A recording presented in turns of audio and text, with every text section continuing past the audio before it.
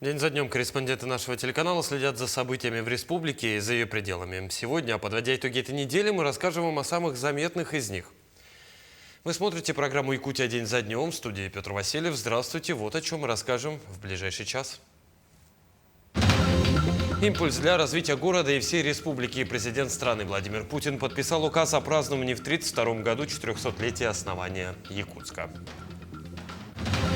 Перевозка грузов по автоземникам республики завершится к 15 апреля. Общий объем доставленных грузов по плану составит 656 тысяч тонн. Расскажем подробности.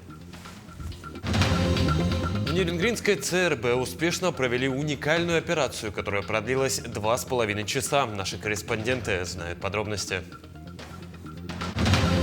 От учебных аудиторий и мастерских на большую сцену в Якутске проходит яркий праздник талантов – фестиваль «Победная весна». Стартовал и Кубок главы Якутии по шахматам. Призовой фонд соревнований составляет 2 миллиона рублей.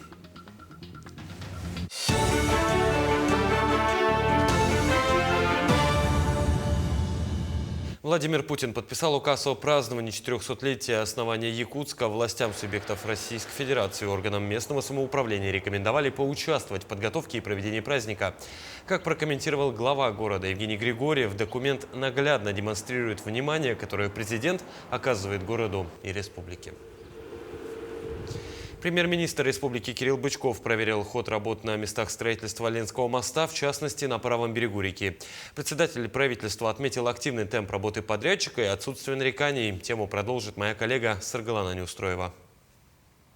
С начала строительства Ленского моста специалисты успели установить 73 сваи. Нужны они для того, чтобы возвести опоры конструкции, каждая из которых будет держаться на 20 таких установках. Как отметил Кирилл Бычков, все работы ведутся в соответствии с сезоном. Летом с июня будут начаты уже установки свай под все 4 опоры. 3 буровые машины будут работать, поэтому мы рассчитываем, что к концу лета, к первым числам сентября, уже у нас все сваи будут установлены, будут устанавливаться после этого опоры. Но самое главное – благополучно пройти паводковый период. По сообщению представителей подрядной организации, проект строительства предусматривает все риски от поднятия уровня воды в реке. Но на всякий случай специалисты перестрахуются и отбуксируют всю технику из возможной зоны подтопления.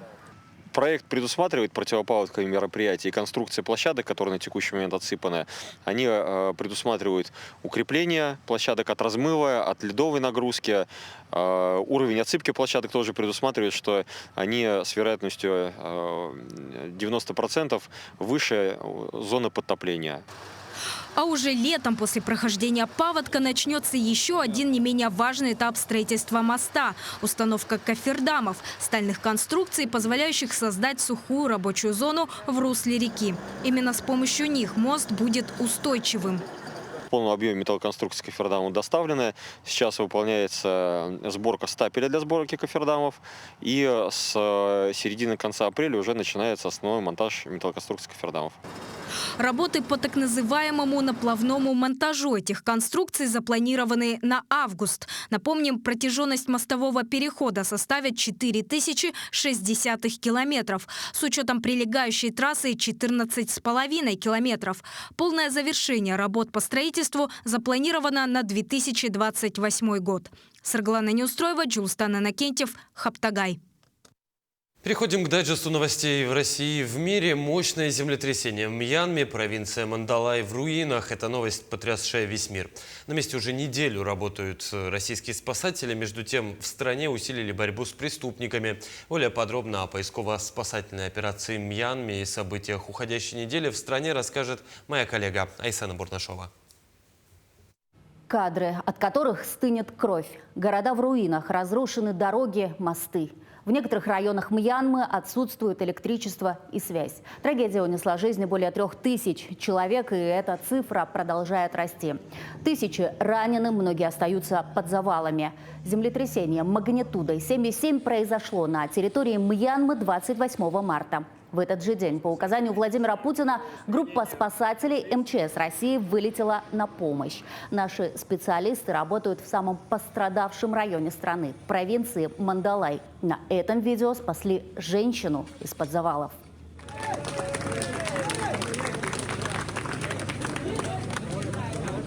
Всего работают более 260 российских спасателей и 13 единиц техники. Днем и ночью они разбирают завалы, ищут выживших, поднимают тела погибших. За прошедшие сутки обследовано почти 9 тысяч квадратных метров территории. Это 10 разрушенных объектов. Всего с 28 марта спасателями пройдено более 86 тысяч квадратных метров, 45 зданий. Работают спасатели и вручную, и с помощью инструментов. В составе аэромобильной группировки «Центр лидеров» находятся профессионалы своего дела, люди подготовленные, имеющие несколько дополнительных специальностей, имеющие опыт работы уже на подобных завалах, на подобных землетрясениях. Помогают людям в Мандалае и наши медики. Более 20 врачей. Пациентов принимают терапевтический, операционный и реанимационный блоки. К работе привлечены и психологи ведомства. Помощь оказана более 120 жителям. В рамках работы аэромобильного госпиталя оказывается не только консультативная помощь и амбулаторная, но также и хирургическая и травматологическая. На сегодняшний день проведено более 12 внутривенных анестезий с, соответственно, оказанием всего того спектра, который требуется в рамках хирургической и травматологической помощи. Тем временем ФСБ России предотвратила теракт в общежитии курсантов военных вузов в Подмосковье. По подозрению в подготовке теракта задержан 49-летний российский военнослужащий, завербованный спецслужбами Киева. Известно, что связь с украинским куратором мужчина поддерживал через популярный мессенджер, куда ему передавались координаты тайника со взрывчаткой, при попытке изъять которую он и был задержан. Чем вы собирались совершить диверсию? Я должен был обмотать себя взрывчаткой и где-то совершить самоподрыв рядом с целями на территории своей части. Что вам за это обещали? Эвакуацию детей Куда именно? в западные страны. В отношении россиянина возбуждено уголовное дело за приготовление к террористическому акту, совершенное группой лиц по предварительному сговору, и незаконное приобретение и ношение взрывчатых веществ. 2 апреля этого года после получения взрывного устройства преступная деятельность фигуранта была пресечена сотрудниками ФСБ России. В ходе предварительного следствия устанавливаются иные лица, причастные к подготовке террористического акта. В России всерьез взялись и за кибермошенников. Так, с 1 апреля в приложении госуслуги заработал сервис SIM-карты. Теперь в личном кабинете пользователя можно увидеть, сколько и каких абонентских номеров зарегистрировано на вас у операторов. Убедиться, что на ваше имя не оформлены серые SIM-карты. Еще один важный шаг в борьбе с мошенниками. Операторы не смогут оформить более 20 SIM-карт гражданину России и более 10 SIM-карт иностранцу. Вы сможете просматривать номера и давать им названия. Когда ваш оператор подключится к сервису, вам станут доступны новые функции. В Якутии отмечают столетие со дня рождения выдающегося государственного и политического деятеля Гаврила Черяева. В честь его памяти состоялась церемония возложения цветов к памятнику, установленному в сквере, носящему его имя. Гаврил Черяев, участник Великой Отечественной войны, руководил республикой на протяжении 17 лет. Его деятельность связана с многочисленными успехами Якутии в 60-е и 80-е годы, включая развитие промышленности, энергетики и транспорта. В день столетнего юбилея выдающегося политического и государственного деятеля, участника Великой Отечественной войны Гаврила Черяева, в Государственном театре оперы и балета состоялось торжественное собрание общественности. Подробности далее. Руководство Гаврила Иосифовича ознаменовалось значительными достижениями в экономическом, социальном и культурном развитии республики. Он оставил глубокий след в истории. Под его руководством были созданы ключевые промышленные объекты. Развивалась наука, культура, образование и инфраструктура. Мы с благодарностью вспоминаем всегда его имя. И сегодняшнее мероприятие – это всего лишь маленькая доля, маленькая дань той памяти и той благодарности, которую якутский народ испытывает к своему руководителю. Особое внимание он уделял сохранению национального наследия, поддержке коренных народов Севера и развитию талантливых кадров. Колоссальный авторитет среди руководства Советского Союза. И своим авторитетом, своими взглядами на развитие Якутии он отстаивал интересы жителей Якутии и создавал такие проекты, которыми сегодня мы пользуемся. Празднование столетия Гаврила Чиряева продолжится в течение года. Пройдут множество мероприятий. В их числе издание книги о его жизни и деятельности, выпуск документального фильма и цикла передач. Кроме этого, его память почтили, возложив цветы к памятнику. Будет научная практическая конференция и закончится год спектаклем «Психотеатр». Все это делается для того, чтобы наши зрители, современники, молодые люди, молодое поколение видело и понимало, как развивалась республика. Это важно знать.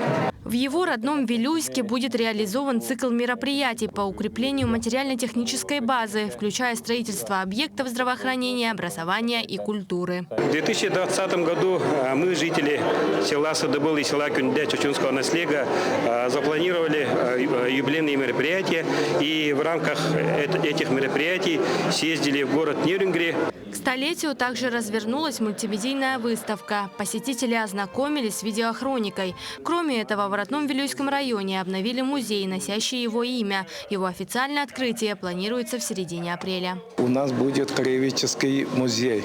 Здесь будет родина об родине Гаврила Иосифовича и о жителях, людях, которыми он общался, среди которых он вырос. Также летом будет проведен молодежный десант по районам, а в июне откроется стационарная выставка в Якутском музее истории и культуры народов Севера. Даяна Федорова, Георгий Григорьев, Якутск.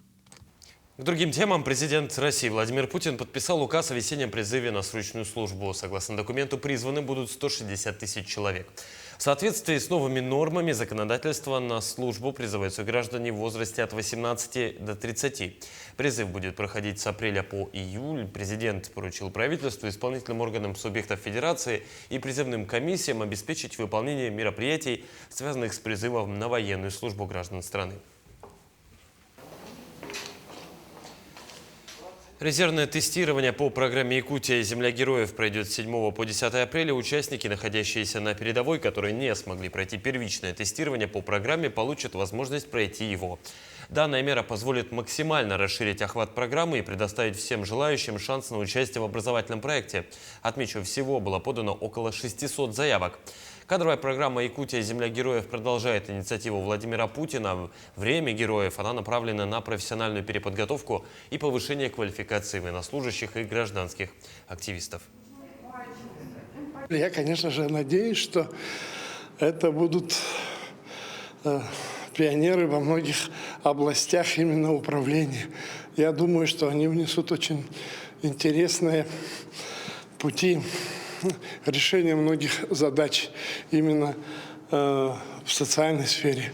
Потому что у нас очень много будет сейчас стоять вопросов в социальной сфере. Мне кажется, что они очень серьезно внесут переменные отношения именно в социальной политике. Все участники специальной военной операции по максимуму должны быть вовлечены в данную программу. Их воля, решимость и решения, получается, нужны нашей стране, получается, так как в нашей стране сейчас нужны новые взгляды, новые перемены, учитывая нынешнюю политику. Республиканским оперативным штабом комиссии «Вместе к победе» будет передана дополнительная техника и адресные посылки участникам СВО из Якутии. В связи с постепенным закрытием автозимников было запланировано отправить 3 рейса. Все подробности у Тимура Колмогорова. 6 единиц техники и около 2 тонн груза было подготовлено для отправки в зону спецоперации. В честь приближающегося Дня Победы в грузовой автомобиль загрузили специальные продуктовые наборы. Вместе с тем была получена адресная помощь от родных военнослужащих, а также различных организаций и предприятий республики. Отремонтировали УАЗ «Хантер» и сделали адресную помощь, восстановив УАЗ «Хантер» до идеального состояния на 58-ю армию, 131-й бригаде. Там в этой бригаде воевал парень, который у нас работал, но, к сожалению, этот парень геройски погиб. Он сам кавалер ордена Мужества. И в честь его мы отправляем его же служившей бригаде такую материальную помощь. В погрузке регулярно участвуют волонтеры из числа студентов. Так, представители военно-патриотического центра студенческого правкома СВФУ также сами собирают грузы для отправки на СВО и всячески помогают бойцам из Якутии. Мы загрузкой занимаемся раз в неделю как минимум. Мы за раз отправляли 2 тонны, 3 тонны, тонна 500 и так далее. Но всегда так. Вес варьируется всегда у нас. Грузов бывает очень много. Именно адресных посылок и в общем посылок из Намского района. По районам собирают из Намского, вот из Верхоянского даже отправляют. И в общем маскировочные сети, вот рыбу, мясо и так далее отправляют. Всего в этом году оперативным штабом комиссии было подготовлено и отправлено в зону проведения СВО 70 единиц высокопроходимой техники, в том числе 6 мотоциклов и 2 квадроцикла. В данном направлении уже работа налажена на систему. Эта работа обязательно продолжится в определенные сроки, которые у нас уже общепринятые. Мы дали поручение нашим опорным пунктам, которые подготовили территорию и место хранения нашей помощи. Надо сказать, что в отдельном режиме устанавливается связь с получателями, с военнослужащими из Республики Саха-Якутия, и адекватные сроки путем установления связи и точки соприкосновения с нашими военнослужащими данная помощь будет передана. В связи с поэтапным закрытием автозимников запланировано отправить грузовики 3 рейсами. Сами посылки и техника дойдут до получателей в течение нескольких дней, где они им хорошо послужат. Тимур Калмогоров, Георгий Григорьев, Якутск. Мы продолжим подводить итоги минувшей недели после небольшой паузы. Оставайтесь с нами.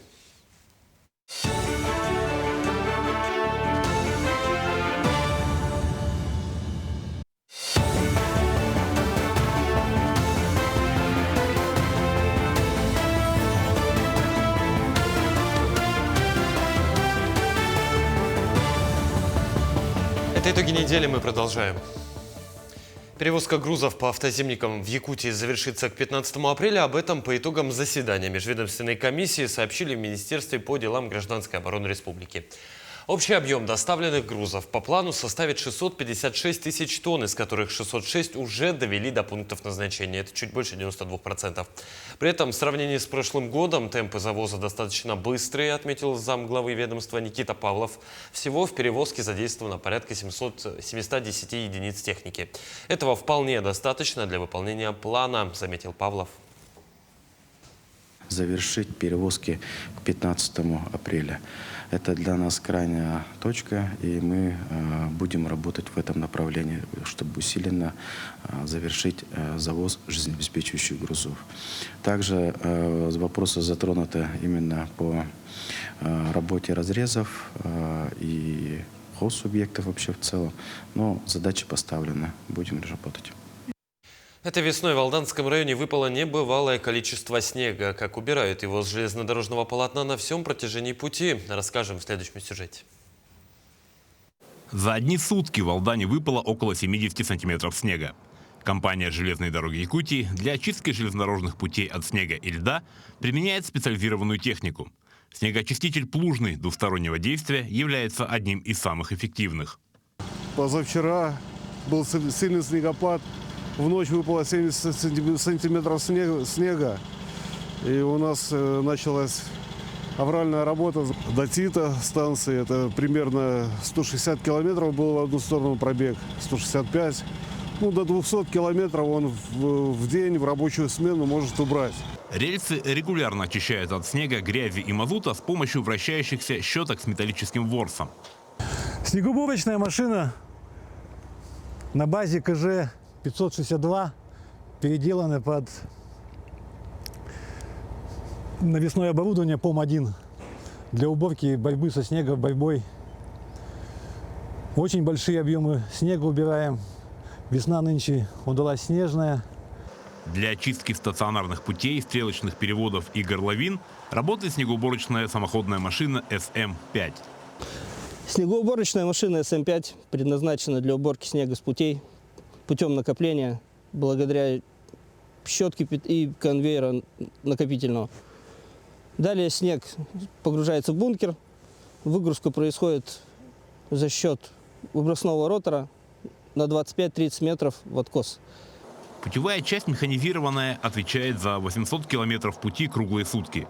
Их задача – поддерживать при любой погоде строгий график движения поездов и обеспечивать безопасность движения.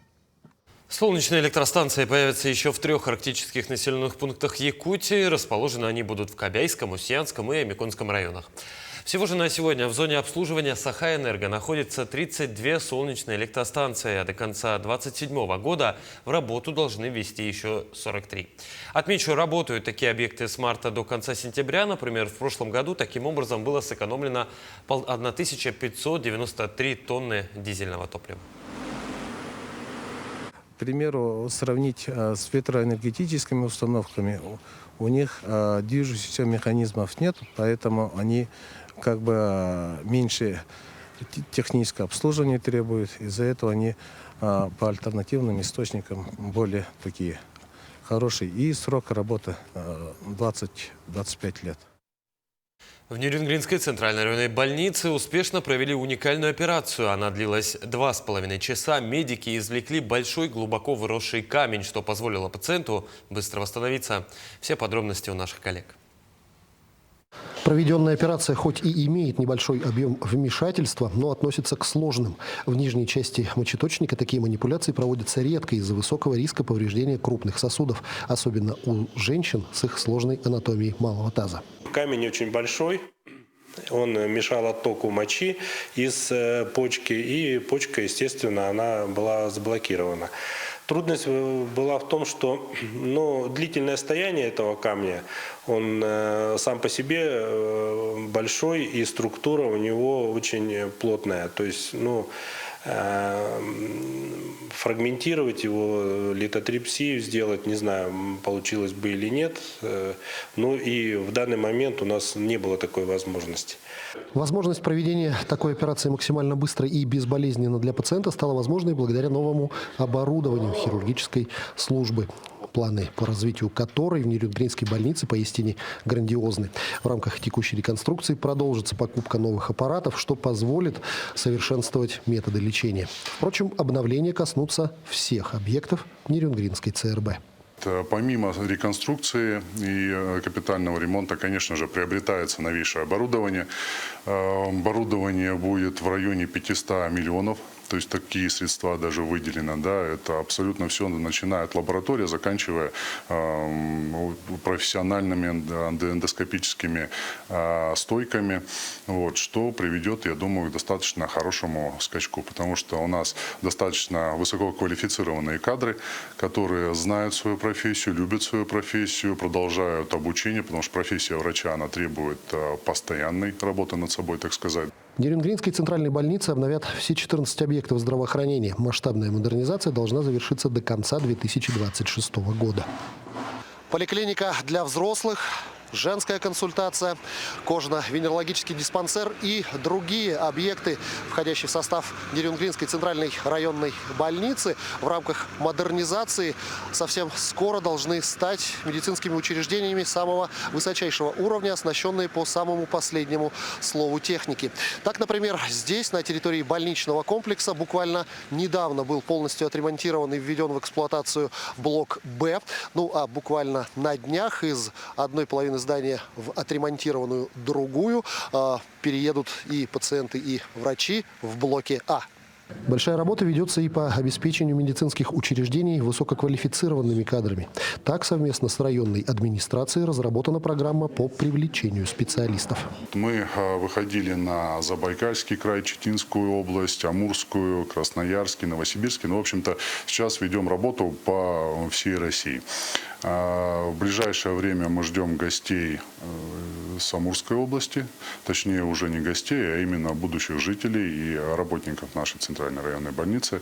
Из города Якутска планируется приезд нескольких докторов. Всем, кто будет трудоустроен, новые специалисты получат по программе в течение 6 лет 6 миллионов рублей. И в будущем году, в начале будущего года, также городом и районом планируется выдача порядка 30-50 квартир, новых обставленных квартир для медицинских работников. Современная медицина требует современных условий работы.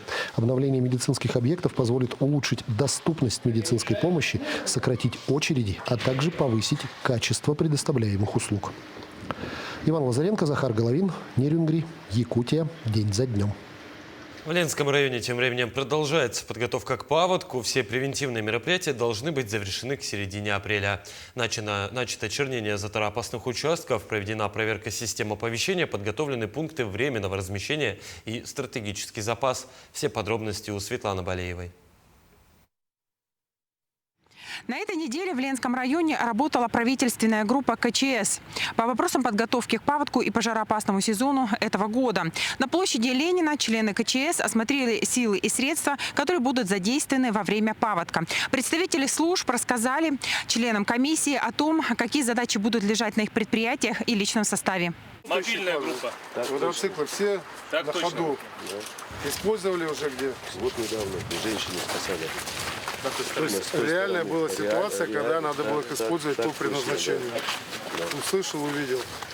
Также перед правительственной делегацией отчитались о готовности МЧС, ГИМС, МВД, также служба спасения, предприятия «Гранит», «Арарат», управляющие компании и еще ряд ответственных структур.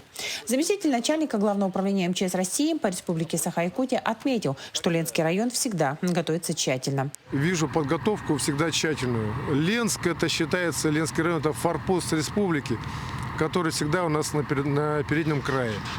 Соответственно, видна и подготовка. Все это, конечно, сейчас хорошо, мы посмотрели, все красиво.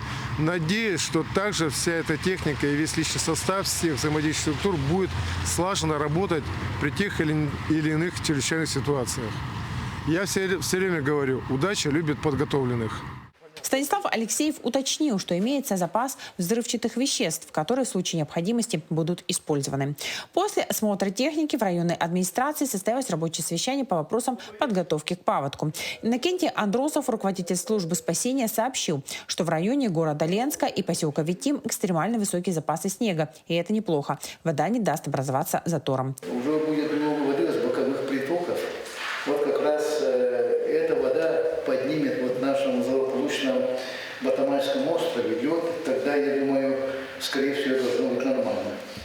По словам Ивана Беляева, начальника управления производственного развития, в противопаводковых мероприятиях будут задействованы 937 человек, 139 единиц автомобильной техники и 72 спецтехники, 4 беспилотных летательных аппарата и 21 плавательное средство. В зону подтопления попадает 4 населенных пункта, в том числе город Ленск. Сегодня сформирован резерв материальных ресурсов, готовятся пункты временного размещения, проведена ревизия водопропускного сооружения дамба и систем оповещения. Кроме этого, проводится работа по актуализации схем доставки населения. У нас будет осуществлять служба «Гранит». У нас 14 автобусов подготовлено к этим вопросам. Кроме этого, у нас заключен договор с Якутским гидрометеорослужбой по размещению в Ленском районе гидропостов. Все они своевременно будут развертаны. Также на базе ЕДДС будет развернут оперативный штаб. К 16 апреля должны быть закончены работы по чернению заторопасных участков. Вскрытие реки в районе Ленска ожидается с 5 по 7 мая. В начале месяца прибудет рабочая группа по чрезвычайным ситуациям, которая на месте будет отслеживать прохождение паводка. Вместе с ними прибудет и подрывная группа. Она в случае необходимости начнет свою работу. Светлана Балеева, Виталий Андреев, Ленск. Мы продолжим подводить итоги минувшей недели после небольшой паузы. Оставайтесь с нами.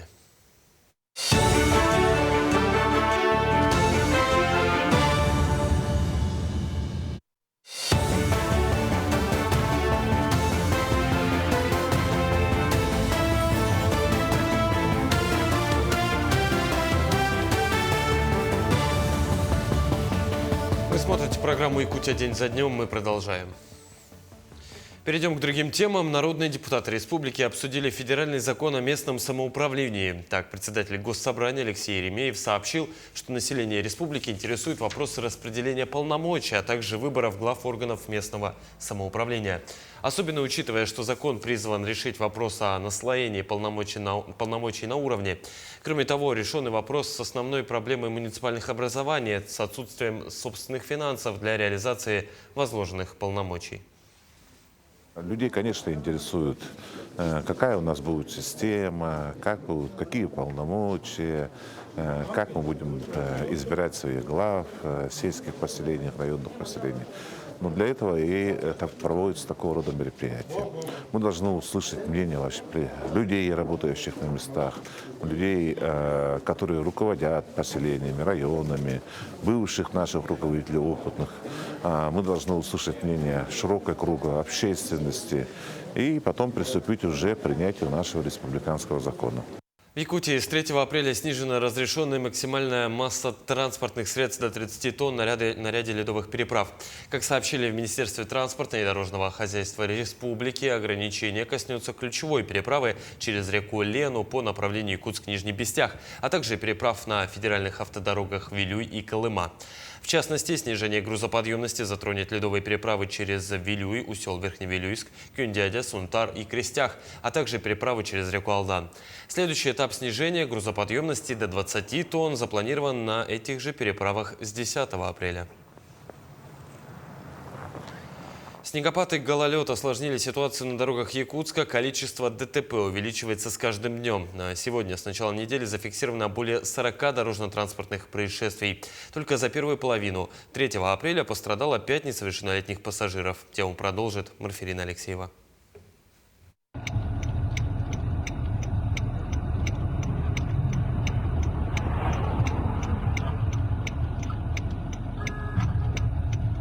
На кадрах ДТП с участием 5 машин на перекрестке у села Хатасы. Пострадало 2 пассажира – несовершеннолетний гражданин и женщина. А в поселке Марха водитель, не справившись с управлением, наехал на столб. Пострадало 2 ребенка. Подобные видео заполнили социальные сети. Причина наездов и столкновений – несоблюдение скоростного режима. Все куда-то спешат. Все куда-то хотят проскочить. Вот именно спешка и несоблюдение скоростного режима. Вот самые распространенные нарушения, скажем так. Также вот большинство ДТП, ну не большинство, а половина происходит у нас на перекрестках, где водители не пропускают встречный автомобиль, то есть не соблюдают очередность проезда перекрестка. В условиях гололеда, чтобы сохранять под контролем дорожную ситуацию, водителям необходимо ездить с низкой скоростью и держать дистанцию ощутимо больше, чем обычно. Пешеходам также следует быть бдительными. Специалисты госавтоинспекции отмечают пренебрежение правил безопасности среди подростков. У нас вот участились случаи с начала этого года пешеходы, то есть они одевают наушники и переходят дорогу. Недавно у нас на Билибина произошел наезд, где подросток с огромным наушником переходил дорогу. Со стороны Сергеляского шоссе двигается КАМАЗ. Опять же он сигналит, не успевает затормозить свой автомобиль, сигналит, а пешеход просто не слышит. Перед тем, как выходить на проезжую часть, убедитесь, что все машины, водители вас видят и остановились. На борьбу со скользкой трассой вышли коммунальщики. За несколько дней вывезено почти 500 тысяч кубометров снега.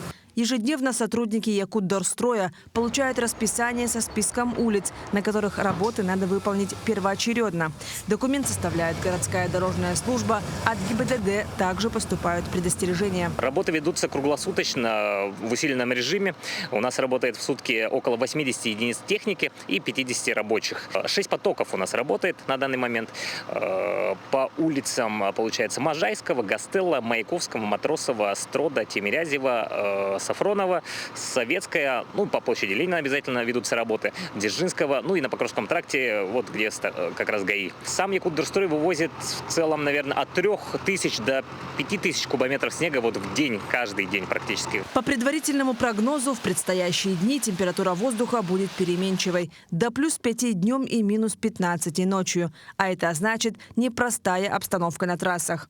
Призываем всех участников дорожного движения соблюдать правила безопасности передвижения. Марфирина Алексеева, Георгий Григорьев, Якутск.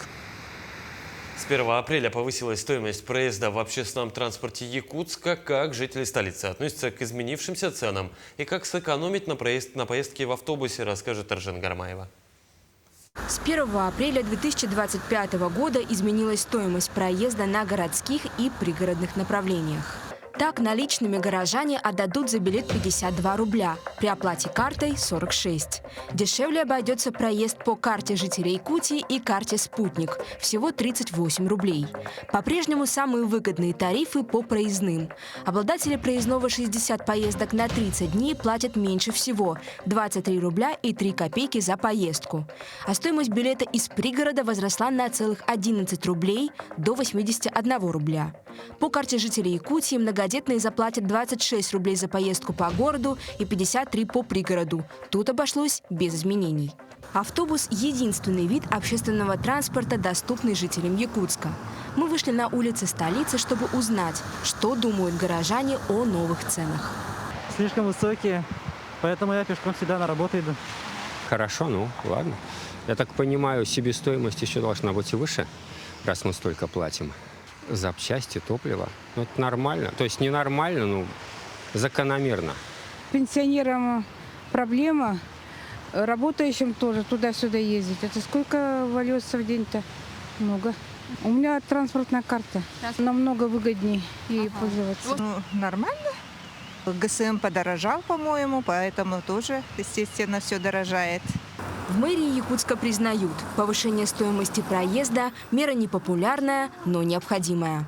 Эту работу нужно вести системно, да, постоянно, поскольку мы сами понимаем, что сейчас в каких условиях мы живем, в условиях санкций экономических по России, да, естественно, из-за этих санкций и логистика поменялась, да, в целом, которая отражается на работу наших перевозчиков, это по закупке запчастей, по закупке топлива, по повышению заработной платы и так далее, содержанию в целом автопарка. Да, то есть... Как сообщает окружная администрация, дополнительные средства пойдут на увеличение зарплаты водителям автобусов, которых сейчас сильно не хватает, а также на обновление подвижного состава. Только в этом году планируется закупка порядка 50 автобусов. Эржана Гармаева, Джулустан Иннокентьев, Иван Сорокаумов, Якутск. В рамках нового нацпроекта «Эффективная транспортная система», инициированного президентом страны Владимиром Путиным, в алмазной столице ведет строительство аэропортового комплекса. Сам комплекс планирует сдать в период с 26 по 27 годы. Проходимость объекта составит 300 пассажиров в час. Это в 2 раза больше, чем в действующем аэровокзале. На сегодня после стабилизации грунтов по бетонированию искусственных перекрытий аэродрома будут продолжены работы по устройству монолитного бетона. Тем временем за счет средств Алроса продолжается строительство аэровокзального комплекса. Строительная готовность всего объекта нашей собственности, которую строит компания «Алроса», порядка 70%. Значит, основных 5 зданий на служебно-технической территории. Из них у 4 зданий готовность 99%. Одно здание – это аэровокзальный комплекс, у него готовность около 60%. До конца этого года все здания будут готовы, сделано благоустройство, и объект будет введен в эксплуатацию. Холдинговая компания «Якутуголь» – одно из крупнейших угледобывающих предприятий Дальнего Востока. В состав компании входят разрезы, расположенные в Нерюнгре, поселках Кангалас и Джабарики-Хая. Узнать, как работает месторождение в Джабарики-Хая, отправилась Даяна Федорова. Она и расскажет подробности. На протяжении многих лет месторождение Джабарики-Хая является основной территорией добычи каменного угля. До 2017 года работы производились под землей, в шахте, а затем предприятие перешло на открытый способ добычи угля. Только в прошлом году 265 тысяч тонн угля добыто. Это на 16% больше, чем в позапрошлом году. Сотрудники разреза добывают уголь 24/7. Днем и ночью работают экскаваторы, погрузчики, самосвалы и БелАЗ. Последний весит около 40 тонн, а загружает в себя 55 тонн угля. Водителем махины является Роман Ионин. Он родом из Хакасии. На предприятии работает вот уже 6 лет. Мне нравится, мне эта работа затянула. Я с 2005 года работаю на БелАЗе. В принципе, 20 лет стажа. Моя это все, как говорится, стихия. Вот и все. Из-за климатических условий Якутии основную массу населения поселка составляют люди, проживающие и работающие десятилетиями. Представители семьи Черниковых работают в Джебари Кихая вот уже 163 года. Вячеслав Черников работает на угольном разрезе 14 лет. Его династия началась с деда, который работал на шахте. Дед работал на этом предприятии. Отец с 16 лет в кузницу устроился, работал здесь. Ну и потом уже, соответственно, дядька, отцовский брат, работал здесь на шахте помощником Акшейдера. Ну и мы, соответственно, как выросли, здесь поддерживаем. А так нас 6 братьев на данный момент работает. Помимо тех, кто работает десятилетиями, приезжают и вахтовики из разных регионов страны. Каменный уголь доставляется в 12 районов Якутии. Горняки выполняют госзаказ в рамках северного завоза, который позволяет обеспечить необходимым топливом труднодоступные районы республики. Работаем непосредственно на открытых горных работах. Перешли мы на них в 2016 году. Данный способ разработки гораздо безопаснее. Сотрудники разреза создали ремонтную базу для поддержания в рабочем состоянии горно-транспортного оборудования. Всего в предприятии трудятся 205 человек. В этом году в планах у тампонских горняков увеличить объем добычи угля до 290 тысяч тонн. Даяна Федорова, Виктор Дьячковский, Джебари Кихая, Тампонский район. Мы продолжим подводить итоги минувшей недели после небольшой паузы. Оставайтесь с нами.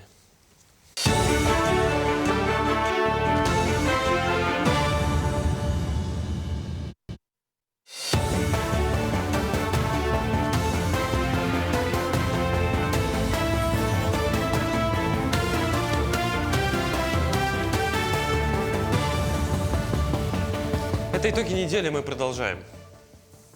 Якутяне получат дополнительный выходной день 27 апреля в связи с празднованием Дня Республики. Как подчеркнули в ведомстве, действие закона о выходном распространяется на работников организаций, финансируемых из республиканского госбюджета.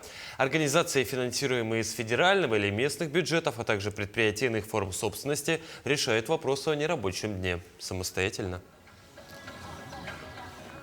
От учебных аудиторий и мастерских на большую сцену в Якутске проходит яркий праздник талантов – фестиваль «Победная весна», который ежегодно доказывает, что студенты и преподаватели колледжей и техникумов сильны не только в своей профессии, но и искусстве. О первом дне фестиваля расскажет Дарья Короленкова.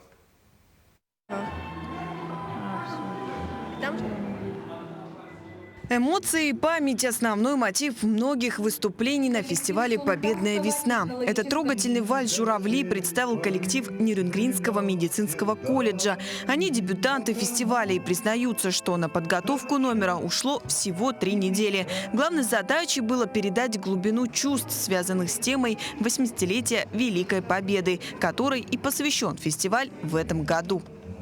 Но когда объявили тему, у нас, конечно, сомнений не было, потому что 80 лет победы Великой Отечественной войны – это действительно такая значимая дата для нашего народа, для нашей страны. И вот мы, преподаватели, вместе со студентами готовились, и сегодня здесь уже выступили. Эмоции переполняют нас, конечно же. Надеемся, что удачно, всем понравилось. Фестиваль традиционно охватывает 3 творческих направления – вокальное, танцевальное и театральное. В этом году участники исполняют хоровые песни военных лет, кружатся в ритме вальса, одного из символов той эпохи, и представляют целые театрализованные постановки, рассказывающие о подвиге народа. Главной целью нашего фестиваля является развитие творческого потенциала наших педагогических работников, наших студентов. Отрадно видеть их в разных образах, как они танцуют, как они перевоплощаются на сцене. И эта тщательная подготовка видна в каждом номере. Всего в фестивале участвуют 25 колледжей и техникумов республики. Это более 1500 преподавателей и 250 студентов. Многие команды, особенно опытные участники, как, например, представители Якутского педагогического колледжа, которые выступают уже в 3-й раз, подходят к созданию образа с особой внимательностью. Каждый год мы очень тщательно готовимся, продумываем образ, сюжет и хотели передать настроение танца вот костюмами, светлыми тонами, да. У нас белые платья, мы специально закупились костюмами, подготовили костюмы для парней тоже, вот, чтобы была праздничная атмосфера. Кульминацией фестиваля станет гала-концерт, который состоится в Центре культуры и современного искусства имени Гагарина. Именно там назовут победителей в каждом из 3 направлений и вручат заветный гран-при. Обладатель главной награды получит не только признание, но и почетное право стать соорганизатором «Победной весны» в следующем году. Дарья Короленкова, Станислав Потапов, Якутск. С 1945 года ведет отсчет своей истории Якутское художественное училище. Одному из 5 художественных училищ Сибири, которое пользуется заслуженным авторитетом как в регионе, так и в России, исполнилось 80 лет. Сейчас там учатся порядка 180 студентов по 3 отделениям. Это живопись, декоративно-прикладное искусство и народные промыслы. В год 80-летнего юбилея училище по-прежнему, отмечу, не имеет собственного здания. Художественное училище занимает весь 3-й этаж с общей площадью в 2041 квадратный метр. Остальные 3 этажа отданы Якутскому музыкальному училищу. Нам выделило это старое здание Крупской 3/2, котором деревянное здание территории около дома Арчи. И мы это получили и своими силами его старое здание восстанавливаем. Да. Поэтому мы сами кузнецы, сами строители, это сами построим. Для музея декоративно-прикладного искусства уделяет помещение в вновь открывающемся артистском центре. В легендарном московском кинотеатре «Иллюзион» состоялся закрытый показ картины якутского кинорежиссера Сандала Баишева «Диодорова. Против течения». Один из самых ожидаемых картин через 2 недели получит прокатное удостоверение и выйдет на экраны кинотеатров по всей республике. О том, как прошла премьера и как ее восприняли первые зрители, расскажут наши московские коллеги.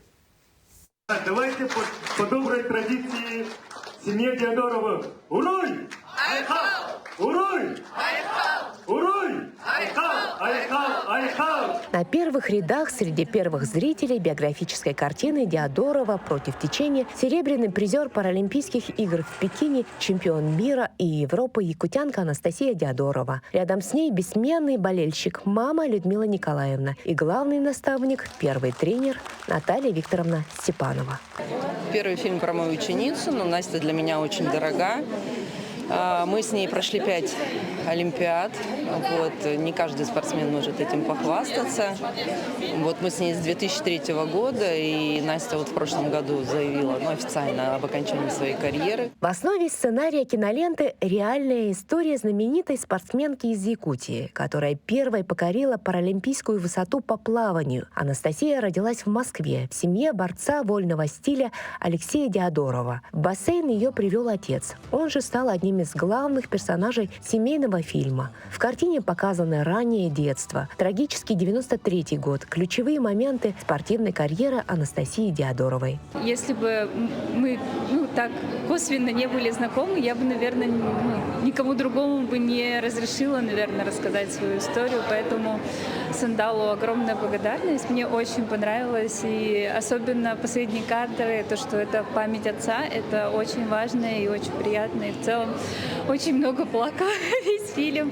Фильм для всей семьи, фильм «Мотивация». Я привлек сценариста Надежду Лину. Мы согласовывали все детали с семьей Диодоровыми, поэтому они все знают, что будет на экране. В этом году фильм Сандала Баишева примет участие на кинофестивалях в Крыму и Тверской области, а также поборется за главные призы фестиваля спортивного кино Ирины Родниной. Безусловно, мы познакомились с Настей еще на съемках, с ее мамой, потому что Настя принимала участие в съемках. Это не просто спортсмен, это спортсмен-герой, потому что такие люди, я повторюсь, они безусловно герои нашего времени. Такие люди заставляют других людей идти вперед, верить в свои мечты, побеждать и становиться лучше. И внимание нужно уделять таким фильмам больше. Картина о силе духа, о семье, о спорте. Тематика картины подходит под многочисленные кинофестивали. И я тоже очень люблю якутское кино, уже много лет его продвигаю на различных платформах, знакома с, не знаю, наверное, практически со всеми кинематографистами Якутии, такой адепт якутского кинематографа, поэтому очень постараюсь на несколько фестивалей картину обязательно показать. Прокат спортивной драмы на больших экранах стартует в Якутии 17 апреля. Туяра Константинова, Айтал Байтунов, Москва.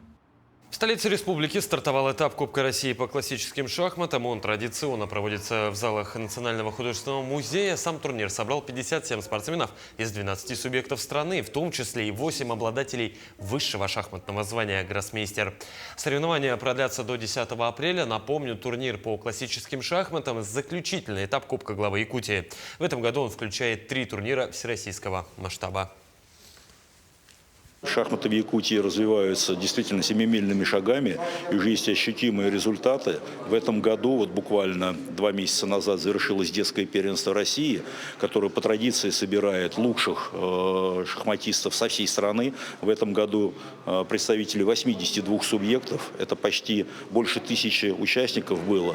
И как раз вот девочка из Якутии стала чемпионкой России впервые, кстати говоря, в истории якутских шахмат. Я уверен, что не за горами результат, когда у вас появится первый гроссмейстер.